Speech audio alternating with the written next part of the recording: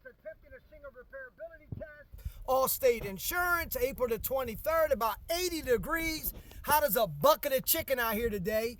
There's about 30 wind damaged shingles on this roof. I'm going to guess the age of this roof, 18 to 20 years. It's a laminate shingle. They definitely look discontinued. But anyway, here's the wind damaged shingle here. See, it's been flapping in the last windstorm. Now, we can't just rip this shingle out. So what we got to do is take this putty knife. We have to break the seals in the surrounding area. Usually, we got to go 2 levels of shingles up to get this one out that has the wind damage. So here we go. We're going to take this putty knife.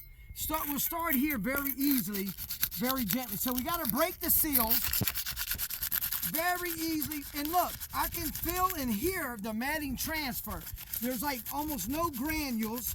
It's very brittle. So look right here, Mr. Cameraman. Look right here. So I'm just breaking the seal. Look, very easily, very gently. What's happening is the matting is transferring very bad. Look here. It's cracking it, it's creasing it, it's tearing it. But we still have to break the seal in the surrounding area to get the shingle out. So here we go here. So here's the first one that we broke the seal, because we got to get this wind damaged shingle out. But you got to get under here. Now look right here, Mr. Cameraman.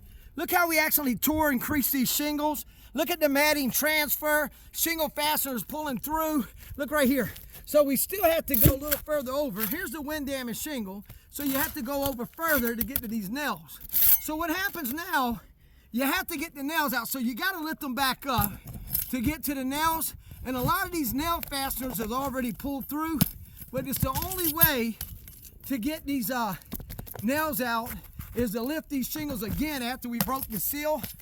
And it's very, very hard to get to them. Just because the condition of the roof won't allow us to do a proper repair. See, it's tearing it up.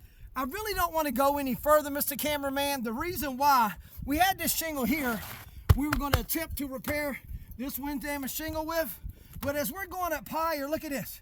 If we go to repair this shingle and we're going to tear this one up, we're going to have to replace this shingle. We'll have to go another level up here.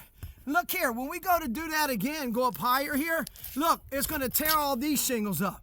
We're going to have to stop right here, because the more repairs that we do on the roof, the more it's going to tear up the surrounding areas. So if we go to do this one, we're going to tear up this one and this one. We got to go this one and this one. We're going to tear up this one and this one. It's going to be a domino effect of mess. This roof here will fail any shingle repairability test by any professional.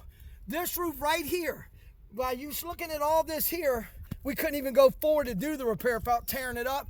100% not repairable.